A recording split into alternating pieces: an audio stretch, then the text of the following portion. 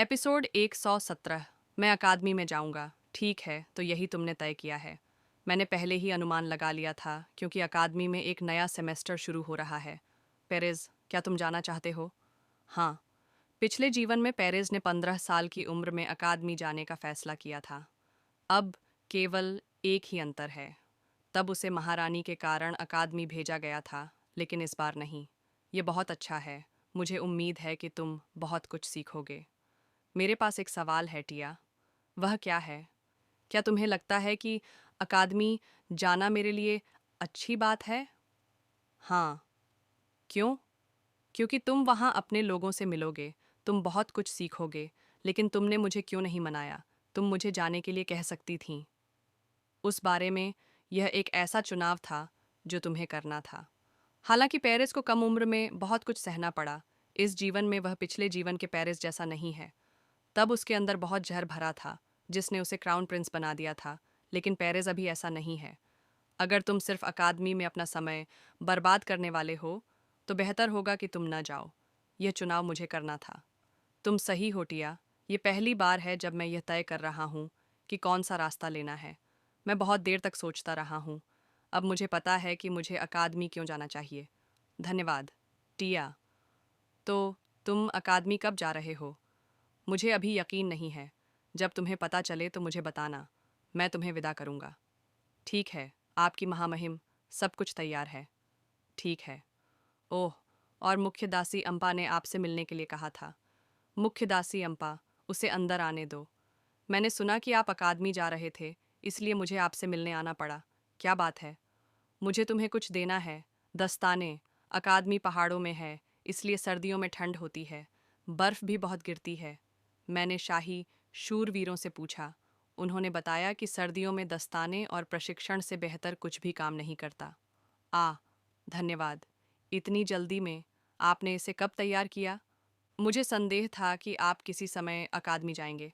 और आपकी माँ, मिस किला, वह यहाँ एक दासी बनने आई थी, लेकिन वह चतुर थी और मैंने उसे एक लेडी इन वेटिंग में पदोन्नत किया। मैंने उसे तब पढ़ाया जब मैंने सुना कि वह बच्चा जो हमेशा मुस्कुराता रहता था बीमार था और उसे महारानी ने बंद कर दिया था। किसी डॉक्टर को उससे मिलने की अनुमति नहीं थी। मुझे इसका बहुत अफसोस था। मैंने केवल इतना सुना कि उसने जिस बच्चे को जन्म दिया था वह शाही महल छोड़ गया था। मैंने इस पर विश्वास किया और यह मेरी गलती थी कि मुझे नहीं पता था कि किला का वंश अभी भी शाही महल में था। हालांकि बाहरी लोग अकादमी में प्रवेश नहीं कर सकते हैं। मैं कुछ दासी भेज सकता हूँ। बस मुझे बताओ, अगर तुम्हें कुछ चाहिए मैं तुम्हारे लिए ले आऊँगा। धन्यवाद। आपको स्वस्थ रहना चाहिए, आपकी महामहिम। फिलहाल मेरे पास महल लौटने का कोई कारण नहीं है। जब मैं सब कुछ पूरा करने के बाद लौटूंगा तो मैं एक पूरी तरह से अलग व्यक्ति होऊंगा। शुभ प्रभात पेरेज। वह तुम्हें कैसे पता चला? बस अनुमति के लिए। मैंने जानबूझकर किसी को नहीं बताया। ऐसा लगता है कि तुम आज जा रहे हो। एक दोस्त के रूप में मुझे तुम्हें विदा करना चाहिए। हाँ, तुमने मुझे इस बार फंसा दिया। तुम हमेशा ऐसे ही होते हो। तुम मुझे मुझसे भी बेहतर समझते हो। तुम्हारी उज्ज्वल आंखों के सामने ऐसा लगता है कि तुम मेरे आर पार देख रहे हो। तुम फिर से आ गए। ये छोटा नायक हमेशा तब आता है जब किसी को मदद की ज़रूरत होती है। ये पहली बार है जब तुम शाही महल के आश्रय को छोड़ रहे हो। अकेले जाना दुखद होगा। धन्यवाद। यही तो दोस्त करते हैं। मैंने गाड़ी में चॉकलेट और मिठाइयाँ छोड़ दी हैं, रास्ते में खा लेना। मैं समझ गया। तुम्हें पता है, जब भी मुझे मीठा लगता है तो मैं हमेशा तुम्हारे बारे में सोचता हूँ। मुझे मिठाइयाँ पसंद आने लगी हैं। कैंडी उन गोलियों की कड़वाहट को दूर कर देती है जो मैंने छोटी उम्र में ली थीं। और जब भी मैं मिठाई खाता हूँ तो तुम्हारा उज्ज्वल चेहरा मेरे दिमाग में आ जाता है। मैं फ्लोरेंसिया लोम्बार्डी हूँ। ऐसे ही तुम मेरे अंधेरे, अकेले जीवन में आए। मुझे उम्मीद है कि तुम जीवित रहोगे। नहीं, मुझे लगता है कि तुम्हें जीना चाहिए। रात में एक चिंगारी और तुमने मेरी मदद की। वह रास्ता जिसने मुझे बचाया और तुमने अपना वादा निभाया। अकादमी में मेरा समय सबसे मुश्किल होगा। ऐसा इसलिए है क्योंकि मैं तुम्हें देख नहीं पाऊंगा। ठीक है, ठंड होगी। मैंने तुम्हें जो पहला स्कार्फ दिया था वह कहाँ है? मुझे डर है कि मैं उसे खराब कर दूंगा। धूप है, मैं ठीक हूँ।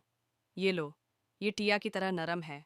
सुरक्षित यात्रा करो और मुझे अक्सर पत्र भेजना याद रखना। अकादमी बाहरी लोगों को जाने की अनुमति नहीं देती है। छुट्टियों में मुझे अपना चेहरा दिखाना मत भूलना। उसकी नज़रें इतनी प्यारी और नरम हैं, लेकिन वह स्नेह केवल मेरे लिए नहीं है। वह बस बहुत दोस्ताना और दयालु है। केवल मैं ही नहीं, वह दूसरों की भी मदद करती है। अगर कुछ होता है तो पत्र भेजना। जब तुम्हारी आंखों में दूसरे होते हैं, तो मैं अपने अंदर बढ़ती लालच को नियंत्रित नहीं कर पाता। क्या तुम्हें मेरी चिंता है? बेशक। क्या यह स्पष्ट नहीं है?